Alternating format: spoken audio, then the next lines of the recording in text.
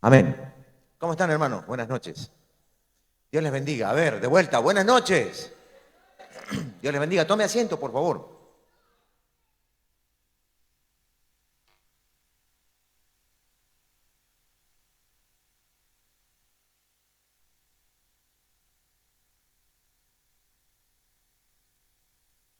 Voy a pedir que me traigan un vasito con agua porque parezco camello. Tengo la garganta totalmente seca. En esta noche, hermanos, me toca el privilegio de tratar de enseñarles lo que creo que Dios me dijo que les dijera. Presten atención con eso, ¿eh? Lo que creo que Dios me dijo que les dijera. ¿Amén? Ok.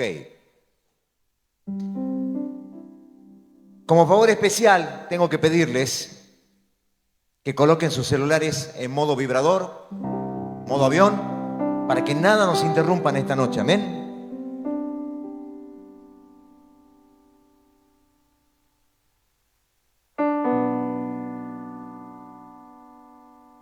Hoy tuvimos un pequeño conveniente técnico. La tableta se apagó.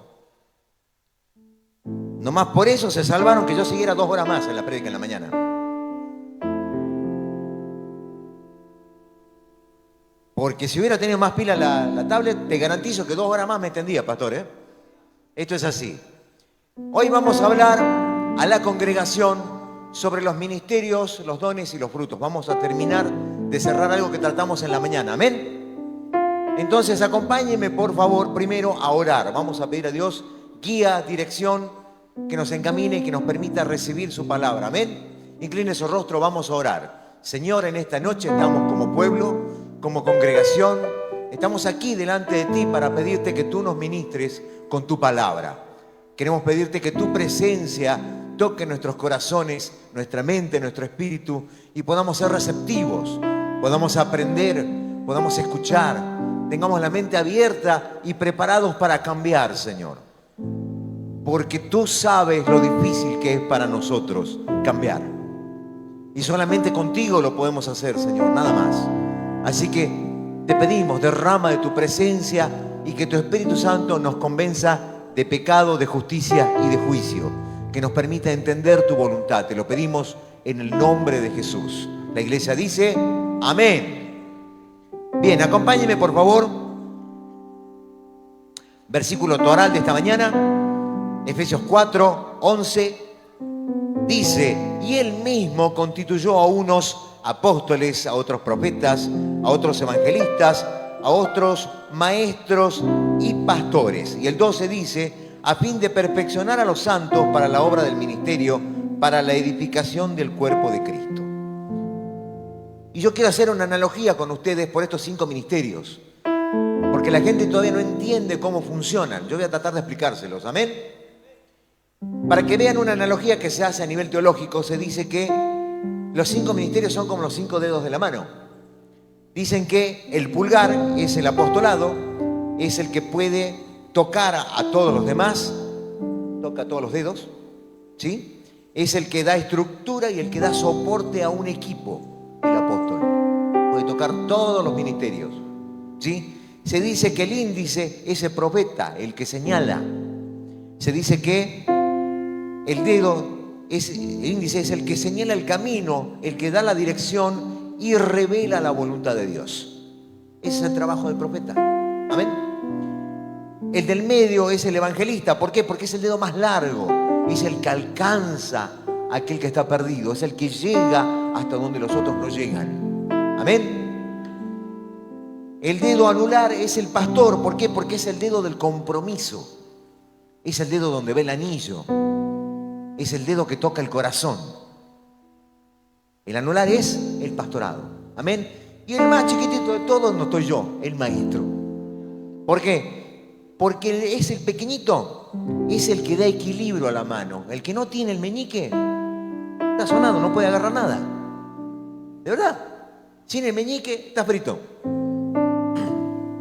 Lo mismo pasa en una congregación. Congregación que no tiene un maestro de la palabra tiene un problema serio. ¿Por qué? Porque el pastor recibe palabra inspirada por Dios, toca el corazón, pastorea, ministra. El maestro enseña. ¿Qué significa? Que el maestro no tiene que ser empático, tiene que decirte las cosas como van. El pastor es el que hace sana, sana. El maestro es el que te da con un caño. Hace un rato me dijo el pastor, tire como venga, yo después me hago cargo. Hacete cargo. Esa es la función, ¿no? Vamos a hablar un poco del apostolado, ¿sí? Son aquellos enviados con autoridad para establecer iglesias, poner fundamentos y supervisar. Ese es el trabajo del apóstol. Acompáñeme a 2 de Pedro 1:1. Dice, Simón Pedro, siervo y apóstol de Jesucristo, a los que habéis alcanzado por la justicia de nuestro Dios y Salvador Jesucristo, una fe igualmente preciosa que la nuestra. ¿Sabes algo? Cuando Pedro escribe esta carta y dice, siervo y apóstol, ¿sabés que la palabra siervo en griego que utiliza significa esclavo por voluntad propia? Repito, esclavo por voluntad propia. No dice señor de la grey para mandar con el dedo. No, esclavo por voluntad propia. Lo quería señalar fuertemente porque tenemos que entender que el apostolado es el nivel máximo de servicio que puede existir. No es cualquier cosa. Amén. En 2 de Tesalonicenses 3, del 7 al 9 dice, porque vosotros mismos sabéis de qué manera debéis imitarnos. Pablo hablando a la congregación. Pues nosotros no anduvimos desordenadamente entre vosotros, ni comimos de balde el pan de nadie, sino que trabajamos con afán y fatiga día y noche para no ser gravosos a ninguno de vosotros, no porque no tuviéramos derecho, sino por daros nosotros mismos un ejemplo para que nos imitasen. Este pasaje es brutal, hermano. ¿Qué está diciendo Pablo? Yo tengo derecho como apóstol para vivir de la grey, pero ¿saben qué? Yo trabajo. ¿Saben qué? Yo me gano la honra y el fruto con mis manos para no ser gravoso a nadie. Te dice, no comimos en balde el pan de nadie. No se fueron a la casa a ver si me invitan a comer. No, ellos estaban día y noche, los apóstoles, perseverando en la palabra, perseverando en la oración y estaban siempre sirviendo. Amén. Para que vean el nivel y el calibre de las cargas que tiene que llevar un apóstol. ¿Quieren conocerlas? Dígame amén. Bien, en 2 de Corintios 11, del 23 al 27 dice, son ministros de Cristo, como si estuviera loco hablo, yo más, en trabajos más abundantes, en azotes sin número, en cárceles más, en peligros de muerte muchas veces. De los judíos 5 veces he recibido 40 azotes menos 1. 3 veces he sido azotado con varas, 1 vez apedreado, 3 veces he padecido naufragio, 1 noche y 1 día he estado como náufrago en alta mar, en caminos muchas veces, en peligros de ríos, peligros de ladrones, peligros de los de mi nación, peligros de los gentiles, peligros de la ciudad, peligros en el desierto, peligros en el mar, peligros entre falsos hermanos, en trabajo y fatiga, en muchos desvelos, en hambre y sed, en muchos ayunos, en frío y en desnudez. Esa es la cartilla de presentación y el currículum de un apóstol. No es cuántas iglesias sembraste, no es cuántas cosas hiciste, no. ¿Cuáles fueron los padecimientos en el nombre del Señor? Porque a eso fuimos llamados, sobre todo los que estamos en los 5 ministerios, a padecer por el nombre del Señor. Es complejo esto, hermano, y es difícil, muy difícil de asimilar, porque todos quieren la honra del ministerio, pero no quieren el precio del ministerio. Todos quieren que los aplaudan y digan, pase pastor, pase maestro, pase apóstol. Pero ¿quién se banca esto que cuenta Pablo? ¿Quién paga el precio? ¿Cuántos de ustedes les ha tocado ver a un ministro de Dios correteado por decir la palabra de Dios? ¿Cuánto han visto ustedes a un profeta que le señala a un gobernante que es corrupto con la mano? ¿Y cuándo han visto que salga limpio? ¿Cuándo han visto a un maestro como yo enseñar la palabra con verdad y con justicia y que luego al rato no te vuelvan a invitar más porque no les cayó lo que le dijiste? Los padecimientos por el nombre del Señor. No es nuestro trabajo agradar tu corazón. El apapacho es el pastor. Él te va a apapachar, él te va a mimar, él te hace sana, sana. Nuestro trabajo, ¿cuál es? Que crezcas. Y para crecer a veces hay que recibir unos cuantos brazos. Hay que ser disciplinados por Dios. Amén. Mirale la cara, pastor. A ver si salgo vivo después de esta. En Mateo 20, del 25 al 28 dice: así que Jesús los reunió a todos y les dijo: ustedes saben que los gobernantes de este mundo tratan a su pueblo con prepotencia. Estoy hablando nueva traducción viviente, Dice, repito, en nueva traducción viviente, Mateo 20 del 25 al 28 dice: así que Jesús los reunió a todos y les dijo: ustedes saben que los gobernantes de este mundo tratan a su pueblo con prepotencia y los funcionarios hacen alarde de su autoridad en frente de sus súbditos. Pero entre ustedes será diferente. El que quiera ser líder entre ustedes deberá ser sirviente. El que quiera ser primero entre ustedes deberá convertirse en esclavo. Pues ni aun el Hijo del Hombre vino para que le sirvan, sino para servir a otros y para dar su vida en rescate por muchos. ¿Verdad que sí? A mí me gusta cuando Pablo, después de años de ministerio, escribe en 1 Corintios 15:9: porque yo soy el más pequeño de los apóstoles, que no soy digno de ser llamado apóstol porque perseguía a la iglesia de Dios. Ese es el lugar que tiene que tener un apóstol. Amén. Nos gusta, ¿verdad? No, nos gusta escuchar esto. Pero esto es lo real. Esto es lo que dice la Escritura. Pero aparte de esto, y esto se aplica para los 5 ministerios, escúchenlo bien, porque esto viene para todos. El llamado de Dios es público. Primero Dios te llama en lo privado, luego Dios te discipula en lo privado y luego te llama en lo público.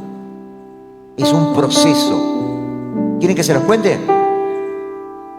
En Hechos 13, del 1 al 3, se lee: había entonces en la iglesia que estaba en Antioquía profetas y maestros: Bernabé, Simón, el que se llamaba Niger, Lucio de Cirene, Manaén, el que se había criado junto con Herodes el tetrarca, y Saulo.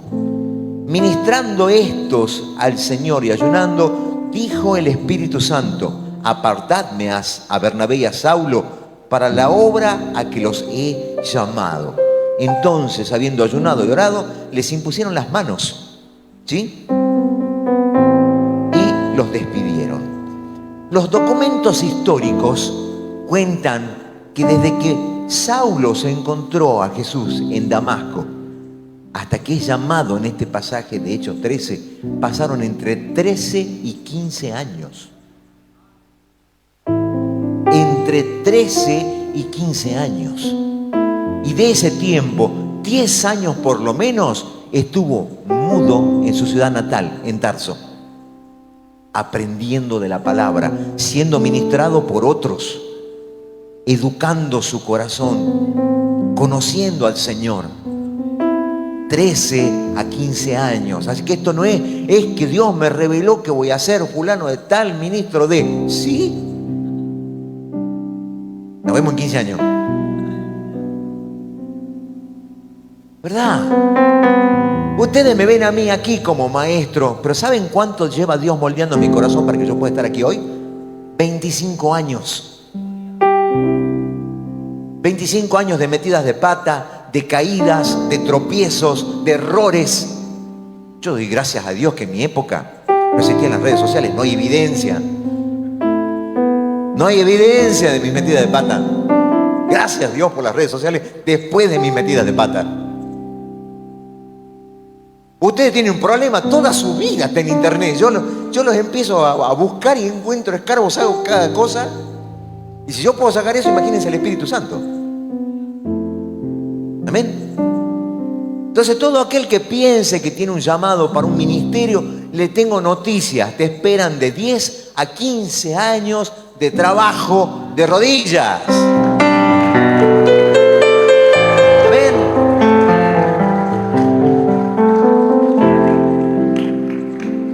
No es nomás leer la palabra y que te dice, yo cumplo con todos los requisitos del obispado, ya puedo. No es Dios me dijo, es escrito está. ¿Sabés cuál es el principal problema que tienen las iglesias hoy? Que se cambió el escrito está por Dios me dijo.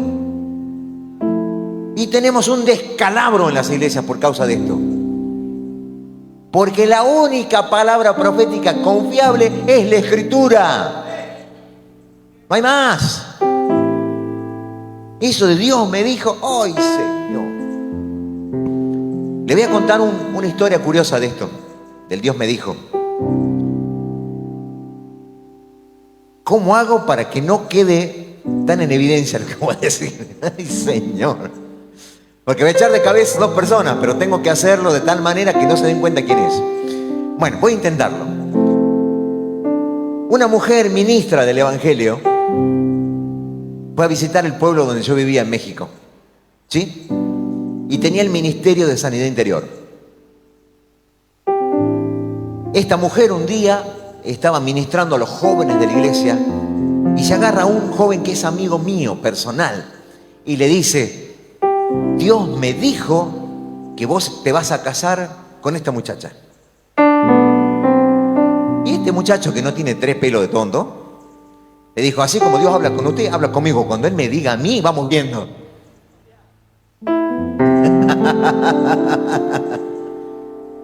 Así de peligroso es el Dios me dijo. Y esto que parece trivial, pasa.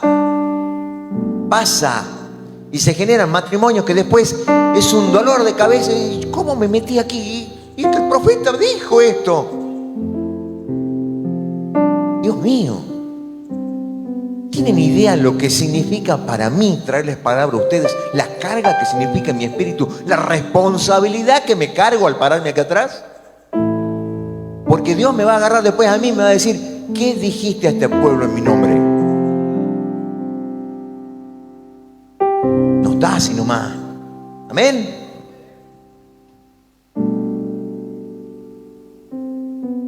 Y justamente como ya me metí con los profetas, toquemos el tema de los profetas. Amén. Profeta viene del griego profetes, que significa literalmente quien declara. Personas que comunican revelación o mensajes específicos de parte de Dios. ¿Para qué? Anótelo. Para exhortar, para consolar y para guiar. Los 3 trabajos de un profeta. ¿Qué es? Consolar. ¿Qué más? Exhortar y guiar. Amén. Acompáñeme a Amós 7, 14 y 15. Dice, entonces respondió y dijo a Amasías, no soy profeta ni soy hijo de profeta, sino que soy boyero y recojo higos silvestres. Y Jehová me tomó de detrás del ganado y me dijo, ve y profetiza al pueblo de Israel. Así vino el llamado con Amós.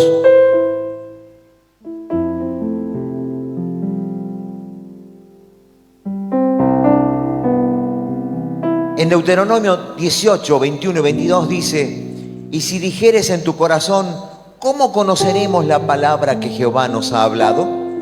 Si el profeta hablara en nombre de Jehová y no se cumpliere lo que dijo, ni aconteciere, es palabra que Jehová no ha hablado.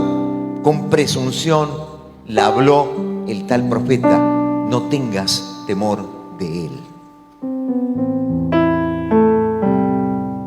Yo quiero que entiendas esto. La palabra profética no es para el día a día. Porque la palabra profética revela lo que va a ocurrir, eventos que vienen para adelante. Te voy a romper un mito, ¿sí? ¿Sabes para qué Dios suelta una palabra profética? ¿Por qué Dios revela el futuro? Solamente por una razón: es un futuro que puede ser cambiado. Normalmente Dios establece un designio. Présteme atención, Dios establece un designio. Sí, algo que tiene que pasar. Pero cuando Dios revela una circunstancia, la revela por una sola razón: es algo que puede ser cambiado. Si Dios no revela nada, ¿me entendés? Así funciona esto.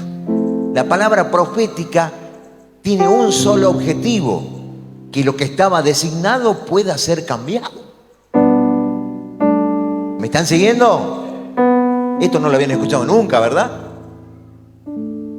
La palabra profética es para que cambie algo que ya estaba escrito, que ya estaba designado. ¿Quieren ejemplos? ¿Se acuerdan del rey? Donde Dios le dice: tú vas a morir en tal tiempo. Y él se pone y ora: Señor, tené misericordia de mí. Dios le concedió 7 años más. Ahí fue la palabra profética. Dios reveló. ¿Para qué? Para que las cosas cambien. Cuando Dios habla es porque quiere causar un cambio. Si no, no mete la cuchara, hermano. Dios solamente va a meter la cuchara cuando haya algo que pueda ser cambiado. Y aquí vamos a entrar en un tema que da para 2 estudios más, pastor. Hablar del libre albedrío y hasta dónde alcanza. Yo me siento a explicarle el libre albedrío. Estamos acá 3 días, encarpados. Literalmente. Porque todavía en el pueblo de Dios no se entiende hasta dónde alcanza la libre decisión. Amén. Yo siempre me pregunto: ¿quién quiere ser profeta? ¿Sabes por qué? Porque no terminan bien. ¿Querés ejemplo? Isaías murió martirizado, aserrado en un tronco. Jeremías fue apedreado por su propio pueblo. Ezequiel fue ejecutado por un jefe tribal. Y Juan el Bautista, ya sabés, decapitado. A los profetas no les va bien. Yo no sé quién quiere ser profeta. Yo no.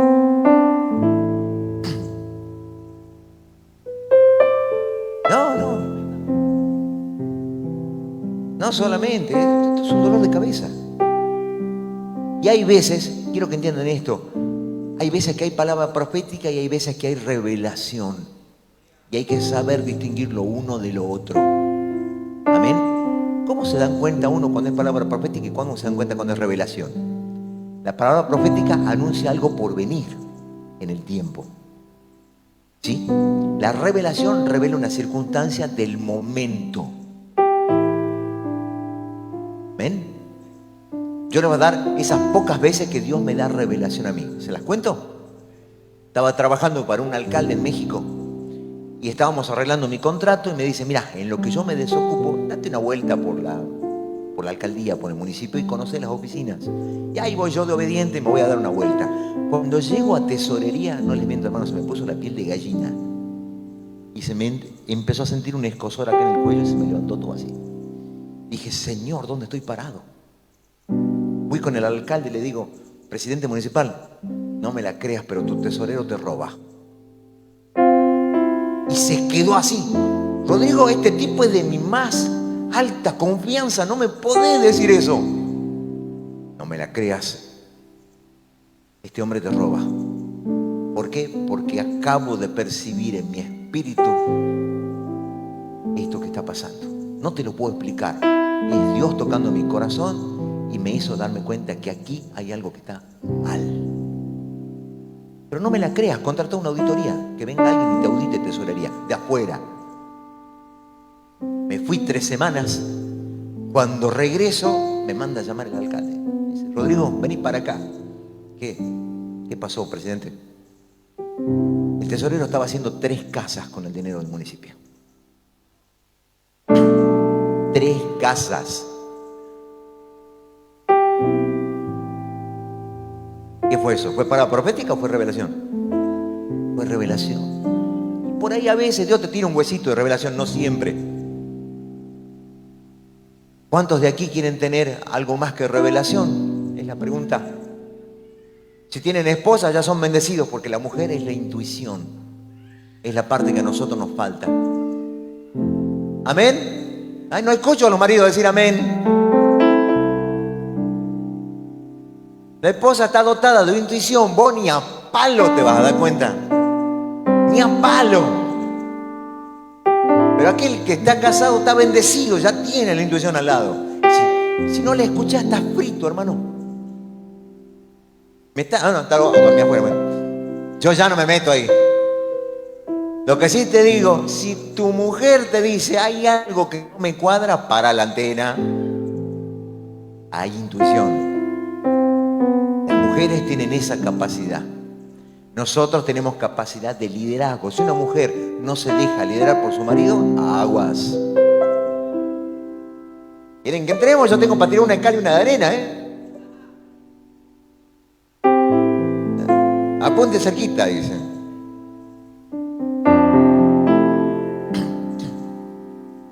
¿Crees que te dé un testimonio de un profeta que estuvo aquí en Jujuy? ¿Cuántos aquí conocieron alguna vez a Rinaldo Texidor en la década de los 90, cuando vino acá a Jujuy?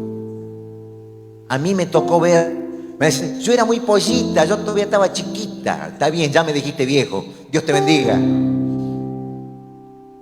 Escuchate esta. Rinaldo Texidor vino a una congregación de acá de Jujuy, que no voy a dar el nombre, y estuvo una semana ministrando. Y al final, en el día final, en el domingo, con el templo hasta las manos de gente, el hombre se paró y le dijo, pastor, esta iglesia no es de Dios, es de usted. Así que, ¿sabe qué? Me retiro con mi familia, Dios lo ayude. Agarró a su esposa, agarró a su hijo y se fue. Nos dejó a todos con grillitos. Cric, cric, cric, cric. No volaba una mosca, hermano. Eso es profético. Revela el pecado, lo saca a la luz y no lo tolera.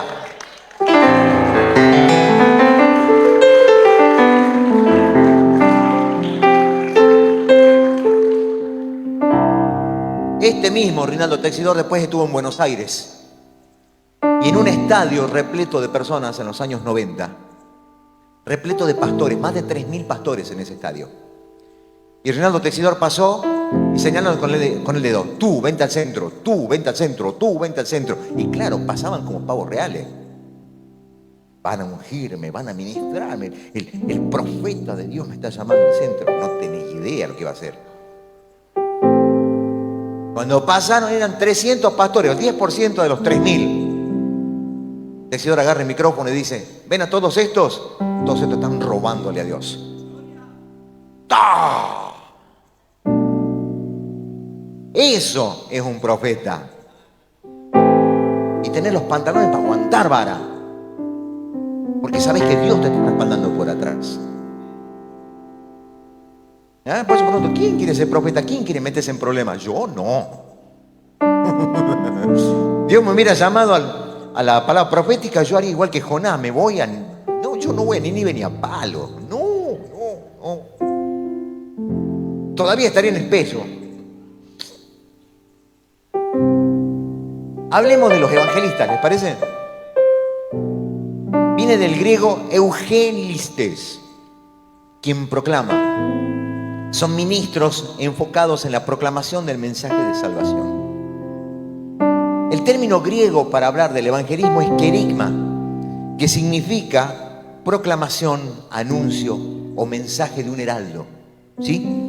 Acompáñame a Romanos 10, 14 y 15. Dice, ¿cómo pues invocarán a aquel en el cual no han creído? ¿Y cómo creerán en aquel de quien no han oído? ¿Y cómo oirán sin haber quien les predique? ¿Y cómo predicarán si no fueren enviados? Como está escrito, cuán hermosos son los pies de los que anuncian la paz, de los que anuncian las buenas nuevas. Este es un ministerio hermoso, hermano, pero es un ministerio de vida y de sacrificio. El evangelista y el misionero están muy pegados. Pero son dos ministerios muy distintos, porque el evangelista proclama el evangelio en un lugar determinado, es seguido por señales y por maravillas, y el misionero se instala en un lugar y paga un precio por estar ahí y ministrar la palabra de Dios. ¿Quieren que les dé un ejemplo de evangelista? ¿Cuántos de aquí escucharon a Carlos Anacondia? ¿Cuántos conocen la historia de Carlos Anacondia? ¿Se las cuento? Carlos Anacondia trabajaba en una bulonera. Y cuando Dios lo llamaba a salir a evangelizar, le pedía permiso a su patrón, se tomaba los días libres y se iba a predicar. Él se hizo famoso por una frase: ¡Oíme, Satanás! Él iba caminando y los demonios salían por todos lados.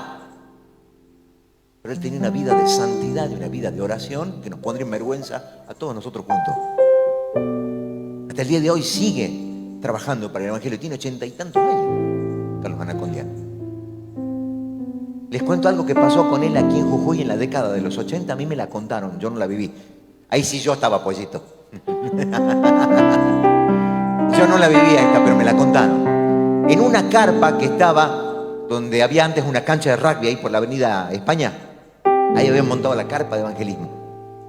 Y un ujier, que es amigo personal mío, en ese momento estaba ahí de ujier, en la carpa, y había un borrachito que estaba afuera, mirando a la Anacondia allá a lo lejos, ¿no? Y él apoyado contra un auto, mirando. Y ese borrachito, así, cualquiera. Claro, y el ujier dice, ¿qué? Así cualquiera. ¿Cómo? Claro, con esos dos guardaespaldas al lado, ¿quién no se atreve a decir lo que decía? Tenía dos angelotes de 2 metros atrás y el borracho lo estaba viendo. Él los vio. Esa es la autoridad del evangelista, que lo acompañan señales y maravillas. ¿Cuánta gente no fue sanada en las campañas de Anacondia? Hay gente que recibió muelas nuevas. Me gustaría decir cerebros nuevos, pero no se puede. Recibieron un montón de milagros de parte de Dios. Y yo hoy hago una pregunta, y esto es una autocrítica para nosotros como iglesia. ¿Cuántas de esas personas que fueron sanadas hoy siguen en el evangelio? Es duro, porque te garantizo que si hiciéramos encuesta aquí en Jujuy, más de la mitad de la gente de Jujuy ha recibido el evangelio, pero solamente una parte pequeña se mantiene por las heridas. Gente que no quiere volver a saber nada con la iglesia porque fue herida por líderes insensatos. Gente ególatra que solamente les interesaba llenar sus propios graneros y no el corazón de los que estaban a su cuidado. Yo por eso pregunto, ¿cuántos de los que recibieron el evangelio de la mano de Carlos Anacondia hoy estarían en la iglesia? Duele el corazón, ¿verdad?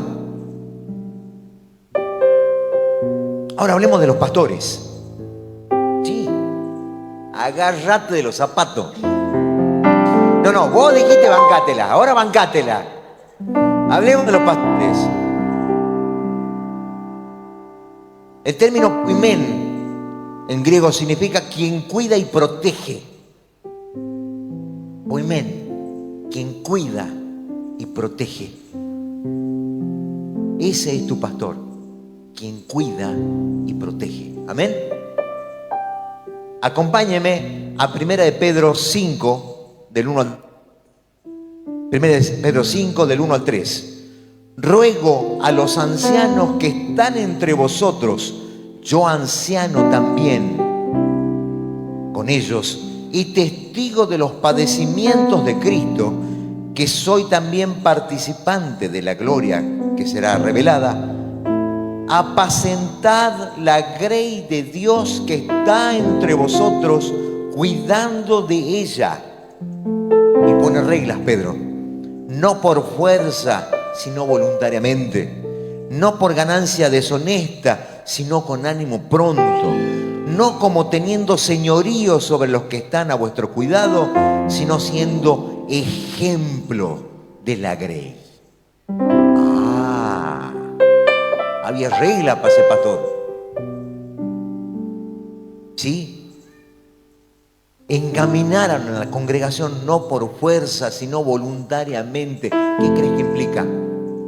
Tiene que haber una palabra que convenza, que redarguya tu corazón.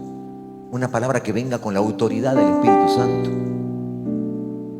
No es nomás pararse ahí arriba y a ver qué me tira Dios en la Biblia para yo tirarla el domingo. Implica todo un proceso que empieza el lunes.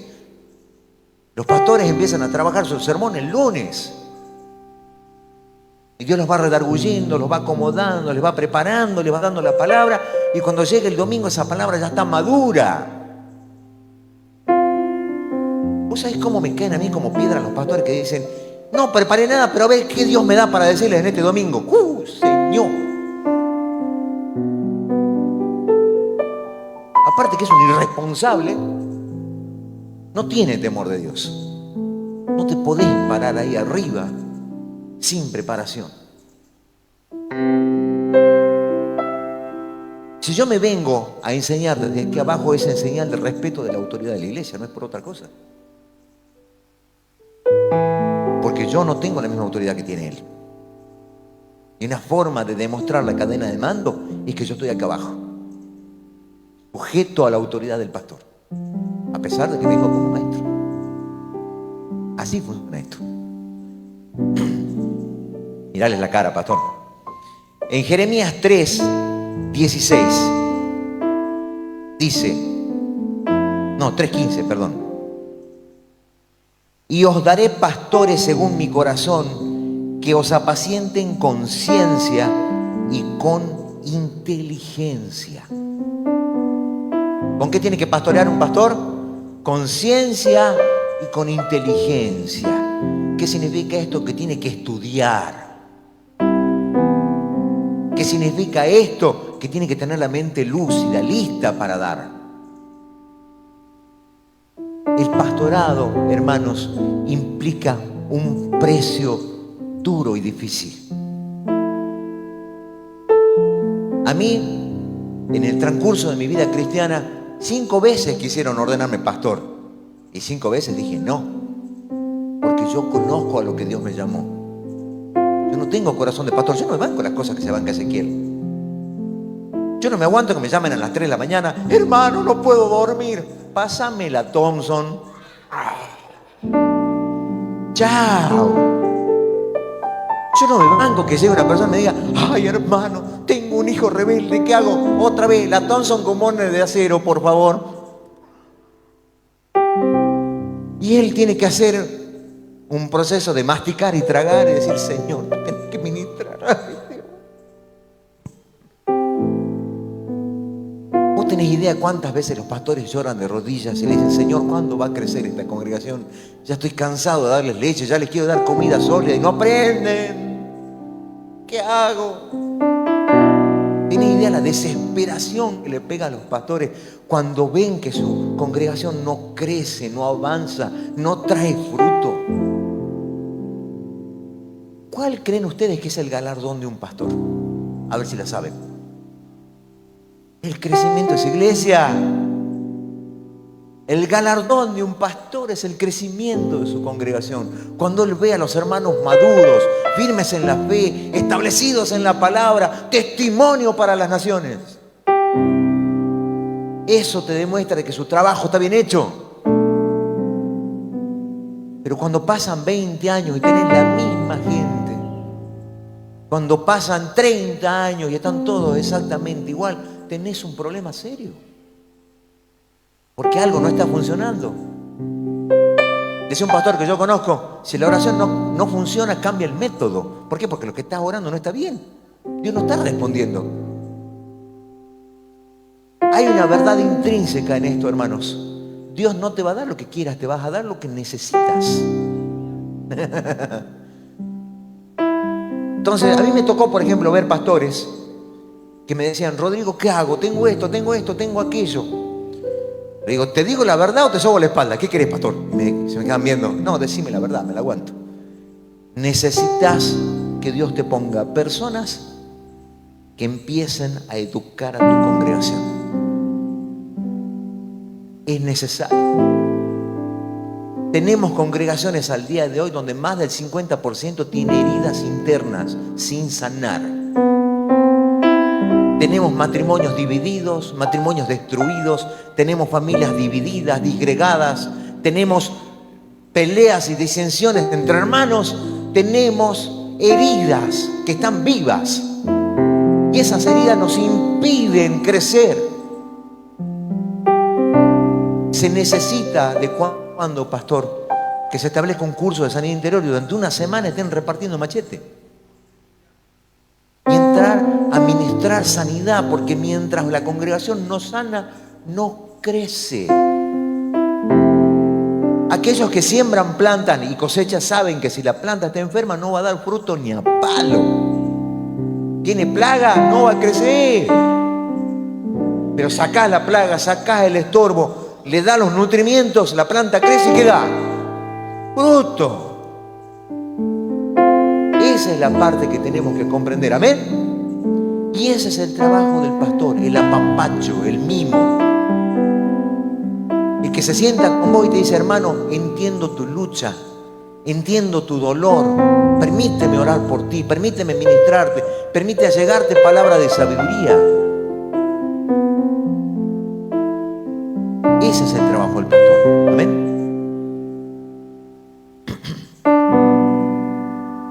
Ahora hablemos de mí, hablemos de los maestros. La palabra griega para maestro es didaskalon, aquel que tiene la capacidad para enseñar, explicar y desglosar las escrituras para que los creyentes crezcan en conocimiento. Mi trabajo es tu crecimiento espiritual. Mi trabajo es que tengas un conocimiento intelectual, que la palabra de Dios se atasque aquí en tu cabeza. Pero es que yo no entiendo, la palabra es muy complicada. Ahí entra mi trabajo, te lo bajo con peritas y manzanas, para que lo entiendas. Pero mi trabajo no es que tú crezcas espiritualmente, es trabajo del pastor. Mi trabajo es que tú crezcas intelectualmente. Amén.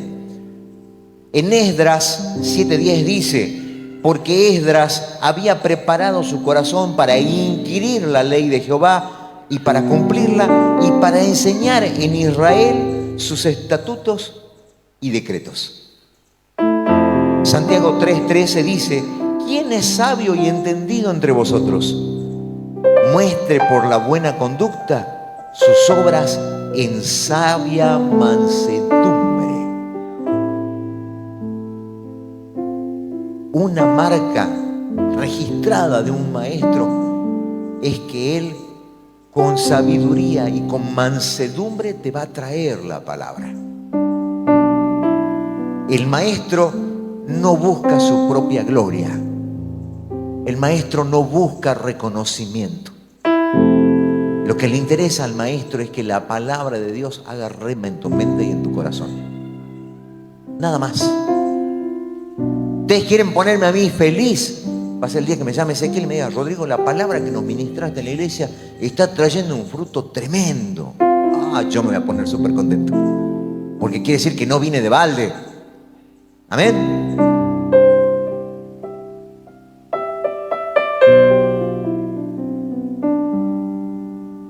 Para todos aquellos que aspiran a tener un ministerio, yo tengo unas reglas básicas. ¿Las quieren recibir? Bien. En Romanos 12:3 dice, digo pues que por la gracia que me ha sido dada, que me es dada, a cada cual que está entre vosotros, que no tenga más alto concepto de sí que el que debe tener, sino que piense de sí con cordura, conforme a la medida de la fe que Dios repartió a cada uno. Cada uno piense de sí con cordura. ¿Saben por qué, hermanos? el enemigo más grande que tenemos se llama ego. Y el ego te infla y te hace creer que eres lo que no eres. ¿Quieren ejemplos? Pídanme ejemplos. Están las chicas del pandero aquí danzando adelante, dando tan, tan, tan, tan, tan. Y llega alguien y les dice: chicas, qué bien que tocan el pandero, qué bueno que ministran. ¿Y cómo se ponen? Supercolchones. No caben por la puerta para salir después. Cada uno piense de sí mismo con cordura. No piense más de lo que es.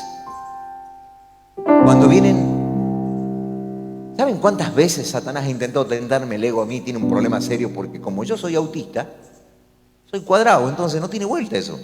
Un día estaba enseñando en una congregación en México y ya tenían varias semanas invitándome a que fuera a enseñar. Y un día, un inadaptado, porque no puedo decirlo de otra manera, se le ocurre decirle: pastor, oiga, pastor, el hermano Rodrigo predica mejor que usted. Ese día me hicieron la cruz así. Chao. Yo lo escuché. ¿Cómo crees que se sintió mi ego? ¿No? Pero ¿qué fue lo que yo aprendí? Dije: no, pará. Pensá de vos con cordura. No predicás mejor que él. Predicás diferente nada más. Es más, vos no predicás, vos enseñás. Pastor predica, maestro enseña. Repítalo conmigo: pastor predica, maestro enseña. Son dos cosas diferentes. Ahí fue donde Dios me puso en paz a mí. Pero que intentó llenarme el ego. Ajá. ¿Y sabéis cuál es el problema más grande? Su servidor tiene 2 maestrías y una licenciatura. Me ha tocado ir a ministrar iglesias donde los pastores a duras penas tienen la primaria. ¿Y qué crees que pasa? Claro, el mensaje que yo doy tiene una determinada altura, un determinado nivel. Y el mensaje que da una persona que no tiene estudio, que no ha tenido inteligencia para cultivarse a sí mismo, cuando no invierte en sí mismo, se ve la pobreza. Y aunque no quiera, destaco. Pero es mi culpa que el pastor de una congregación no se alimente ni quiera crecer y se haya quedado estancado donde está. No.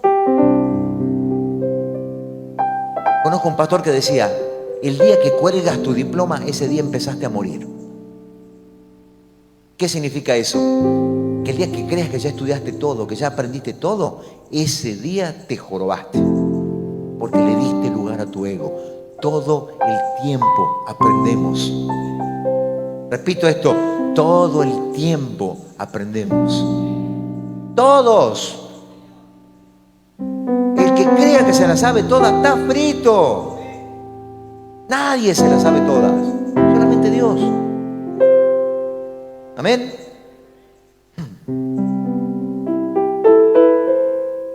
En Gálatas 6, 3 al 4 dice: porque si el que cree ser algo no siendo nada, a sí mismo se engaña. Así que cada uno someta a prueba su propia obra y entonces tendrá motivo para gloriarse respecto de sí mismo y no en otro. Todo el tiempo Dios somete a prueba mi obra. Ahora, ¿yo soy una persona diferente y especial con respecto a ustedes? No. Soy tan pecador como ustedes. Meto la pata casi 50 veces al día y solamente por la gracia de Dios estoy parado. No soy diferente a ustedes.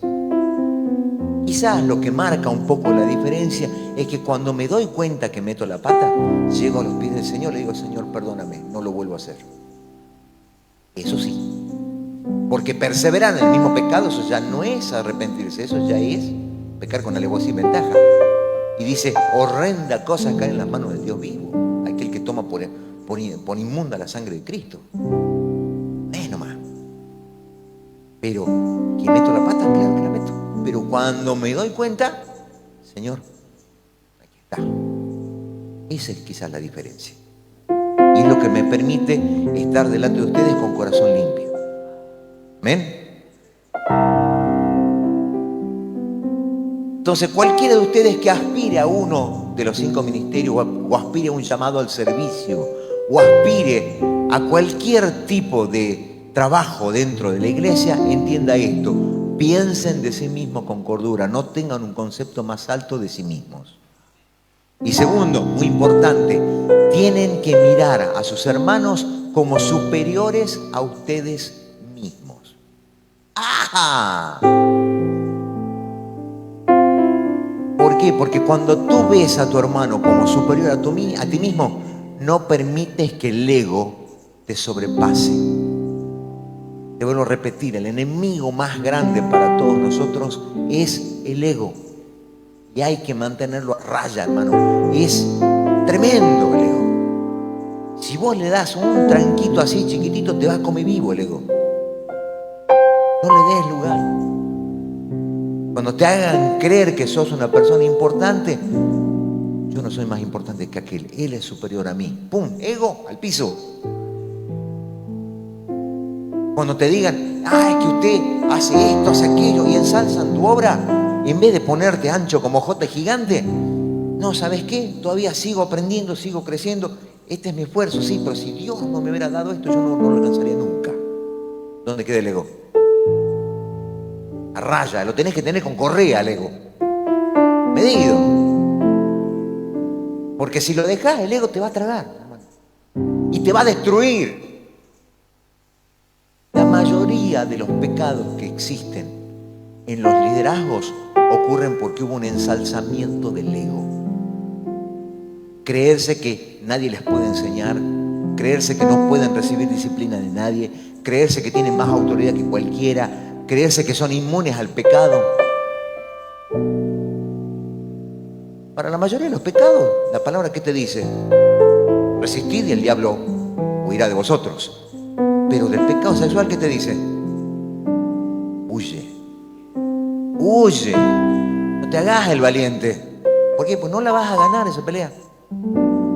Los seres humanos somos un caldo de hormonas caminante. ¿Vos te crees que le va a ganar? ¿Vos te crees que le va a ganar? No le va a ganar ni a palo. ¿Vos crees que Pablo bromeaba cuando decía, miserable de mí que estoy encerrado en este cuerpo de muerte? ¿Por qué crees que lo decía? Porque era una lucha interna con su carne a cada rato.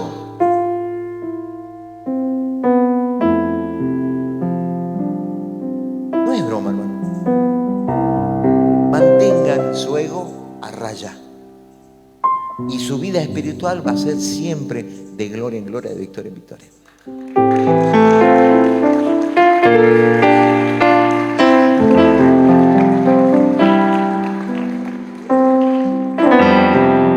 Ahora hablemos de los dones, ya hablamos de los ministerios. Ahora hablemos de los dones. Ahora se pone bueno. ¿Sí? En 1 Corintios 12, 8 al 11 dice: porque a este es dada por el Espíritu palabra de sabiduría, a este otro palabra de ciencia, según el mismo Espíritu, a otro fe por el mismo Espíritu, a otro dones de sanidad por el mismo Espíritu, a otro el hacer milagros, a otro profecía, a otro discernimiento de espíritus, a otro diversos géneros de lengua, a otros interpretación de lengua. Pero todas estas cosas las hace uno y es el mismo Espíritu, repartiendo a cada uno en particular como Él quiere. Hay gente que tiene un don y creen que tiene un ministerio. No es lo mismo. Ministerio, 15 años rodilla. El don se ejercita en el momento. ¿Amén? Por ejemplo, las chicas del pandero danzan. Tienen un don, no cualquiera se puede parar a danzar. ¿Coinciden conmigo o no? Ejercen un don. ¿Amén? Y es para ese momento, es para el momento de la danza. El resto del día, el resto de la semana son comunes, mortales como vos y como yo. La única diferencia es que el domingo ellas ejercen un don. ¿Cuál es? Danzar. ¿Amén? Lo mismo pasa cuando un hermano tiene el don de la palabra revelación. ¿Dónde te das cuenta? Para cualquier tipo de don, quiero que escuches esto y anótalo como regla. ¿Cómo te das cuenta cuando es Dios el que te está hablando y cuando sos vos el que está hablando? ¿Quieres saber? Me llevó un buen tiempo aprenderlo. Y esto que te voy a regalar es una perla de gran precio. Cuando lo que estás recibiendo, escucha bien, cuando lo que estás recibiendo sirve para tener tu ego a raya, te lleva a tener humildad, sencillez, cuando lo que hace es educar tu corazón, tu mente, tu espíritu, cuando te revela el pecado, la justicia y el juicio, cuando esa palabra o esa revelación o eso que te llega a la mente te mantiene con los pies en la tierra, eso viene de Dios. Cuando viene y se te revela que va a haber sufrimiento, que va a haber padecimiento, que va a haber que pagar un precio, que vas a tener que sacrificar algo delante de la presencia del Señor, ese es Dios. Pero cuando la palabra viene para ensalzar tu ego, cuando te hacen creer más de lo que no eres, cuando busca que tú seas destacado en algo, no es el Espíritu Santo, no es Dios hablándote, es tu ego tratando de levantarse y tragarte vivo. Los dones no son para que tú destaques en la congregación, los dones son para que sirvas la congregación. Repito, los dones no son para que destaques en la congregación, son para que sirvas a la congregación. ¿Amén?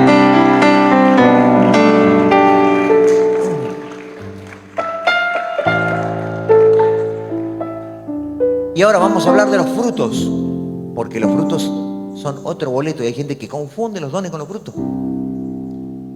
El don que dije que era es algo que se concede para ser ejecutado en un momento determinado. El fruto se ejercita. Dígalo conmigo, el fruto se ejercita. Dígalo en voz alta, el fruto se ejercita. ¿Cuántos de aquí van al gym? ¿Cuántos van al gimnasio? Tenemos acá un problema serio de salud pública. ¡Qué bárbaro! Tenemos un serio problema de salud pública aquí. Nadie va al gym, ¿en serio? Bueno, ¿cuántos salen a caminar? Cuando menos, ahí a dar la vuelta a la manzana. A ver, levante mano. Bueno, ya va mejor la cosa. Ahora, si ejercitas el cuerpo para estar bien y saludable, ¿por qué no ejercitas tu espíritu para crecer? Fruto se ejercita, hermano. Te los voy a mostrar.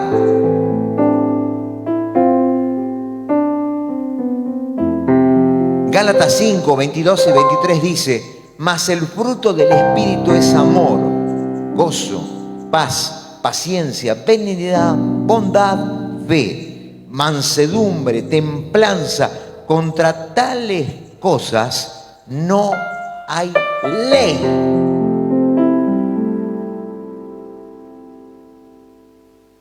La fe, que es uno de los frutos del Espíritu, se ejercita, hermanos. ¿Quieren que les cuente cómo Dios trabajó conmigo en el tema de la fe? Porque fue duro. Hubo un tiempo que Dios me mandaba a orar por personas y Dios las sanaba. ¿Quién sanaba? Rodrigo no, ¿verdad? Pero hubo un tiempo que Rodrigo creyó que él era el importante. Y entonces, ¿qué crees que hizo Dios? ¿Cómo me di cuenta? Porque empecé a orar por las personas y en vez de sanar, morían. Entonces ya me dio pena. Yo decía, no, si yo voy, lo voy a enterrar. Hay que tener valor para confesar estas cosas, ¿no? ¿Pero por qué creen que pasó? Pasó porque Rodrigo creyó que él era el importante. Entonces Dios le dijo, ñoño. A ver, si saben, ¿qué le dijo Drácula a un mosquito? A ver si saben.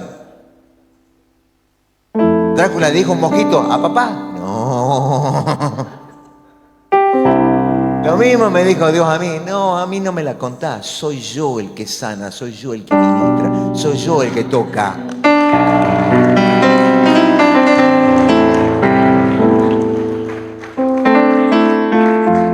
Vos sos el burro. Sí, Señor.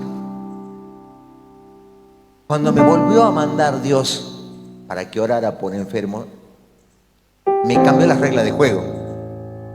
Me dijo, vas a orar y te vas a retirar. Vos no vas a saber qué hice yo.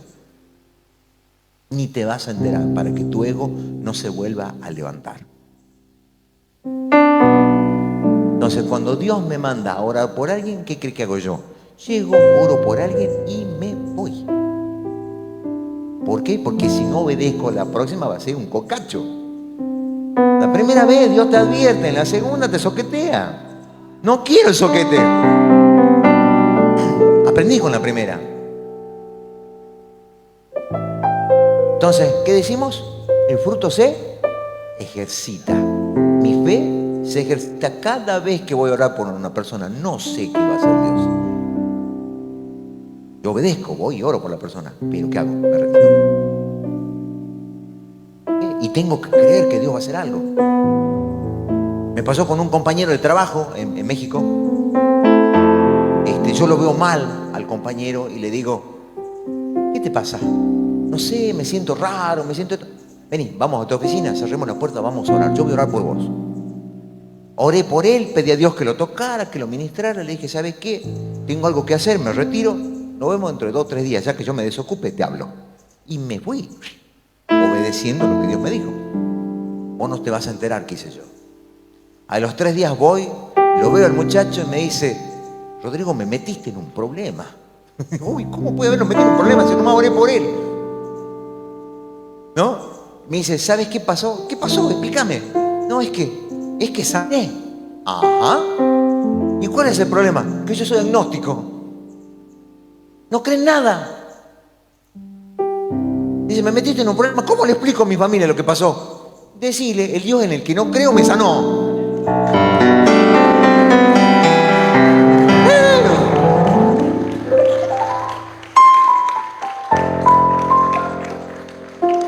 Ya está. Ejercita la fe. Y esto es de diario. Y Dios va a ir haciéndola crecer de poquito en poquito, de poquito en poquito. El ejercicio de la fe no tiene tanto que ver con la prosperidad y con lo económico. Eso va y viene. El ejercicio de la fe tiene que ver con el crecimiento de las personas que te rodean. Ahí va el crecimiento de la fe. Paciencia. Ouch. ¿Cuántos hay de aquí que oraron por paciencia? A ver, levante mano. Les tengo noticias. Dios les va a mandar 5 como los que dan dolor de cabeza hasta que entiendan. La paciencia se ejercita, hermano. Señor, dame paciencia. No, Señor, ayúdame que yo pueda sobrellevar esto. Dame paciencia. No. Dios te va a mandar 5 hasta que ejercite la paciencia. La paciencia es un fruto, hermano, no es un don. No es mágico, no es que agarran, nos pusieron la mano, ya está, soy más paciente. Tu abuela. No. No hay manera.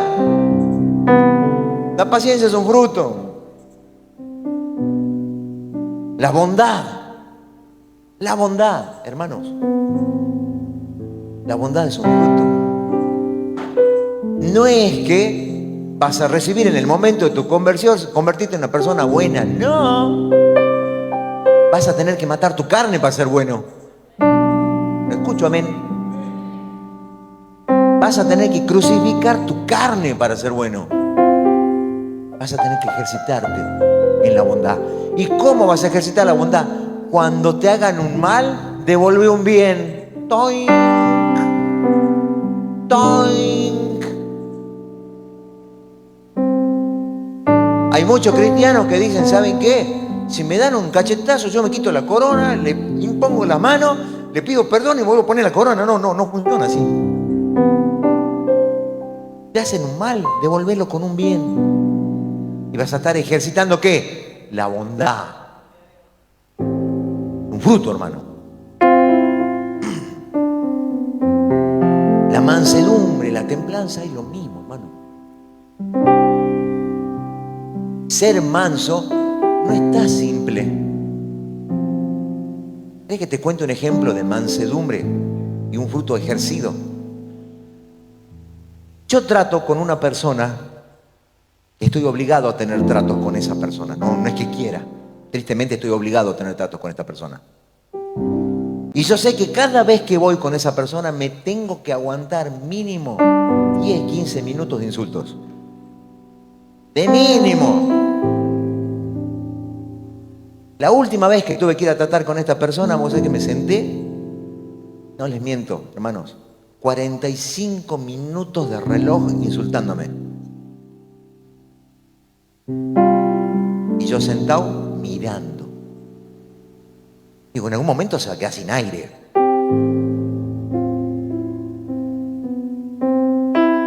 Cuando terminó de gritarme, cuando terminó de decir todo, le digo, el problema es que vos pensás que yo soy esto, ¿verdad? Sí, bueno, mira, no te lo puedo cambiar. Está bien, tenés razón, ya está. Chao. Mansedumbre. Ser manso como paloma, ser astuto como qué. Como serpiente.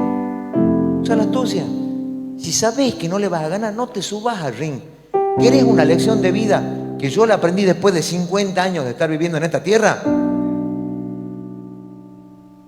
Elegí tus peleas. Hay muchas que no vale la pena ni siquiera subirse al ring. Amén. ¿Quieren ejemplos? Te lo voy a resumir así. Si vos ves que una situación puede cambiar con lo que vos vas a decir, subite y habla. Pero si lo que vos vas a hablar va a entrar por una oreja y va a salir por la otra, ni gastes saliva. No te subas, sí, tenés razón, Dios te bendiga, cerrá la puerta, chau. Te doy otro consejo sano que no me pediste. Relaciones tóxicas. ¿Valen la pena? No. ¿Te suman? No. ¿Te restan? Sí. Chau. Ay, hermano, es que no es de hijo de Dios cortar las relaciones familiares. Si te están tirando zancadilla cada rato, chau. Chao.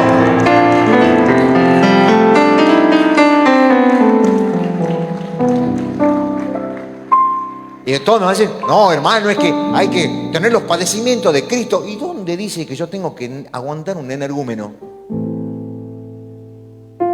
Que lo único que va a hacer es darme guerra a las 24 horas.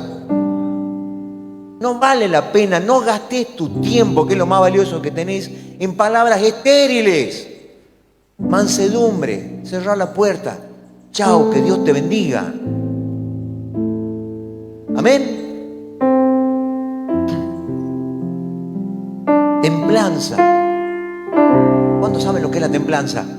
Es el poder aguantar una situación difícil y poder tomar decisiones en esos momentos difíciles. Templanza es un fruto. ¿Por qué? Porque vamos a tener aflicción. Es una garantía. En el mundo tendréis, ¿pero qué? No temáis.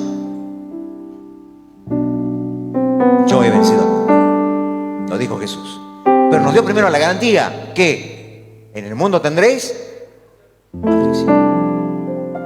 Y para esos días duros, yo te recomiendo que ejercites la templanza. El mantenerte inamovible en tu fe, inamovible en tus principios, inamovible en lo que tú eres. Vengan tormentas, vengan piedras, caiga lo que caiga, templanza. Amén. Tus principios deben ser no negociables. Por nada. Puedes negociar muchas cosas, pero tus principios no, porque te estás traicionando a vos mismo. Yo tengo un principio no negociable cuando voy a trabajar para alguien. Yo siempre pongo la regla: voy a trabajar contigo en tanto y en cuanto seas una persona correcta. Si yo detecto corrupción, detecto cualquier cosa que sea contraria a lo que Dios me mandó a hacer, ese día yo te digo muchas gracias, chau. Así funciona esto. ¿Por qué? Porque yo entendí que mi proveedor es Dios, no es mi patrón. Repito, mi proveedor es Dios, no es mi patrón. Si es corrupto, chau.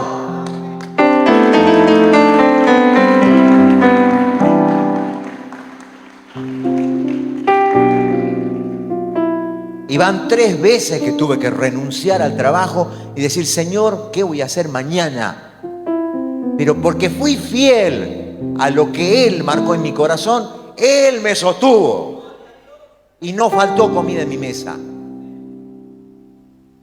¿Pero por qué? Porque hubo en mí un corazón limpio, dispuesto a servir, dispuesto a cumplir lo que Él puso en mi corazón. Tus cosas son no negociables, tu fe es no negociable, tu amor por Dios es no negociable. Y eso lo tienes que tener en claro desde aquí para el resto del camino, hermano. Porque si no, estamos fritos.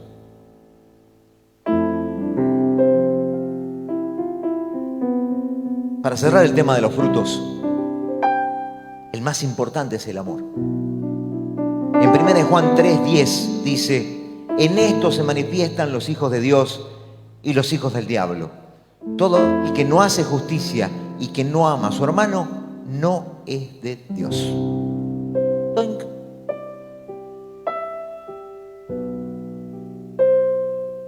Aquí es donde se ven los caballos en la carrera, como dicen por ahí.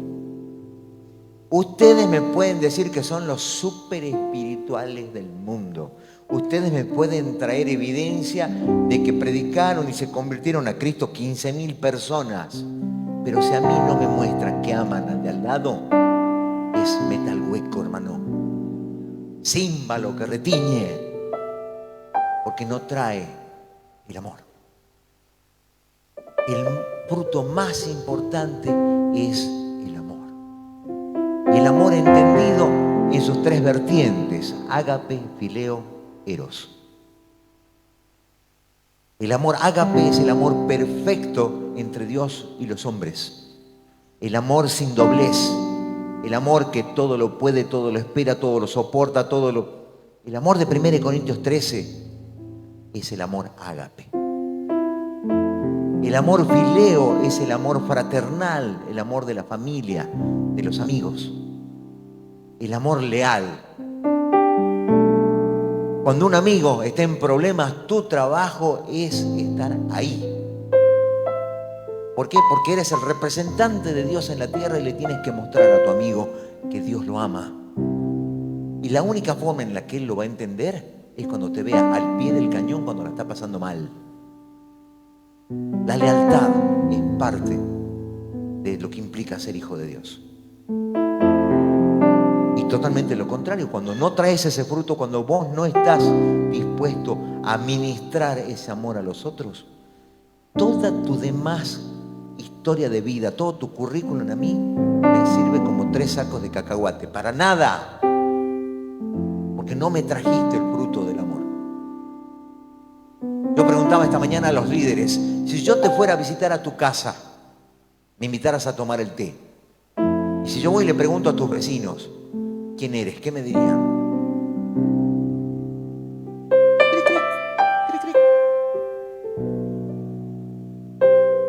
Ay, hermanos, que mis vecinos son el demonio encarnado. Templanza. Si yo puedo aguantar 45 minutos de insulto cada vez que tengo que hablar con esa persona, ¿por qué vos no podés aguantar un vecino díscolo? En algún momento eso se va a quebrar. Tu testimonio va a hablar. Tu amor ministrado hacia el corazón de esa persona en algún momento va a venir para atrás. No es palabra hueca. Es una palabra sembrada que en algún momento va a traer ese fruto. ¿Pero qué requiere? Templanza, perseverancia. Es muy fácil decir soy hijo de Dios, pero vivir esa fe, ¿no? Yo lo contaba al pastor cómo fue mi proceso con mi padre. Cuando yo me convertí a Cristo fue el primero de mi familia. Tenía 16 años y llegué a mi casa hecho una revolución con 16 años. Y mi papá no era católico por convicción, era por tradición. A él lo que le dolía era que yo había renunciado a la fe de sus abuelos, de sus padres, la de él. Entonces él me puso de apodo Tapa Azul. ¿Por qué? Porque mi Biblia era una Reina Valera color azul, de las que regalaban antes. Entonces no me decía, mi hijo no decía, Tapa Azul, vení. Y ahí tenía que ir yo. Y si no, paliza. Yo llegaba a mi casa después de trabajar, llegaba a comer, me decía, Tapa Azul, hoy come Biblia. Agarraba mi plato, lo tiraba a la basura, me ponía la Biblia en la mesa. Yo decía, Señor, ayuno y oración. Cuando yo quería ir a algún lado, papá, necesito su permiso, tengo que ir a tal lado. Usted no se va a ningún lado. Está bien, me sujeto, papá. Pobres. Y aguantársela. Y en ese tiempo no había Netflix, no había nada, no había película cristiana. Aguantar. Hasta que me diera permiso. Una vuelta me sacó a la mitad de la calle, me molió a golpes en la calle, hermanos. Y me dijo, que tu Dios te levante. Ese era mi papá. ¿Y cuál creen que era mi trabajo? Amar, templanza, reflejar al Señor. Un día después de 3 años de guerra, me llama mi papá, me dice, Rodrigo, vení para acá. ¿Ya no está Tapa Azul? Ya me sonó raro. Dijo Rodrigo. Bueno, subo, ande usted. Yo quiero tener lo que vos tenés. Ay, papá, ¿qué tengo yo que usted no tenga? No te hagas el vivo, va a cobrar.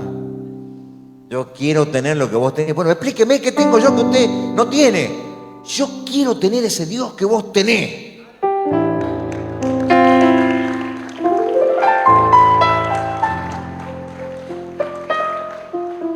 Te golpeé, te maté de hambre, te castigué, te traté mal y te mantuviste en pie a pesar de todo. Yo quiero ese Dios que vos tenés. Y el amotinado ya tenía llenada la tina del baño y dice, ahora me vas a bautizar. No, estás loco, papá, yo no te puedo bautizar. Este ya venía armado hasta las manos. Le dije, no, papá, yo no lo puedo bautizar, pero si quiere, hablamos con un pastor y que él le ministre el bautismo. Me dice, yo sabía que te ibas a rajar. Así que ya tenía plan B. Había hablado con los de Calle Salta, ya tenían el piletín armado ahí en la iglesia de Calle Salta de los Libres. Y aceptó a Cristo y se bautizó el mismo día, mi papá. Por su propio moto, yo ni siquiera lo tuve que llevar. Y esa fue la única diferencia. ¿Qué creen que transformó el corazón de mi papá? Que yo le predicara todos los días. Lo que transformó el corazón de mi papá fue que yo me mantuve firme en mi fe, me sostuve en lo que dije, fui ecuánime. Lo que dije, hice. Eso transformó a mi papá. Y te voy a contar algo que muy poca gente sabe. En la semana antes de partir a la presencia del Señor, mi papá ya no tenía oídos. Le habían quemado con los antibióticos los oídos, ya no escuchaba. Entonces él hablaba muy alto, casi como con trompeta. Y no había manera de comunicarse con él más que escribiendo en un cuaderno. Y una noche, mi hermana, que llegaba del boliche, de la disco, a las 3:30 de la mañana, va a mi cuarto y me planta la queja. Che, Rodrigo, ustedes los cristianos están locos. Y yo medio dormido, me despierto y digo, ¿pero por qué estamos locos? Y escúchame, son las 3 de la mañana y hay uno ahí abajo hablando con el papá. ¿Cuándo está ahí? 3 de la mañana. Dije yo, bueno, qué sé yo, capaz que mi papá le pidió que se quede, qué sé yo. Mañana le pregunto. Al día siguiente, yo veo que mi papá se había dormido con la mano estirada hacia adelante y había una silla al lado. Dije, bueno, alguien ministró por él, alguien oró por él. Resulta que durante una semana estuvo un ángel visitando a mi papá todas las noches, preparándolo para ir a casa. Y la que lo vio fue mi hermana. Curiosamente, con ese ángel mi papá no gritaba, hablaba como el tú por tú. Cuando mi papá partió, un matrimonio de pastores de Jujuy, que son los pastores Ayala, no sé si alguna vez los conociste, oraron por mí ese día y me dijeron 3 palabras. Mandé una custodia de ángeles a buscarlo y hoy está conmigo. A partir de hoy yo soy tu padre. Y la tercera, que hasta el día de hoy me pega, te estamos esperando.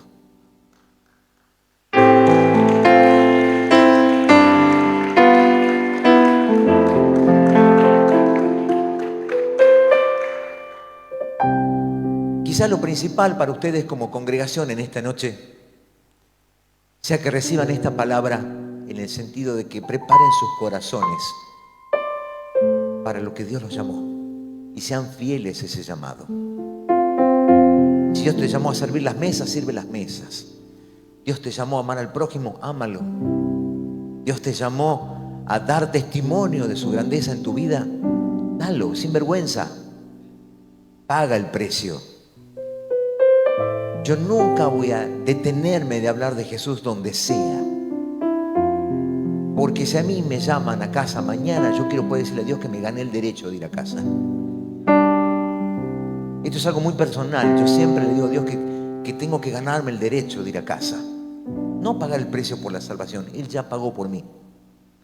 Pero yo quiero decirle al Señor, ¿sabes qué? Hasta el último día de mi vida, gasté mi vida para predicar tu palabra. Vale la pena gastarse para Cristo. Créanmelo, vale la pena.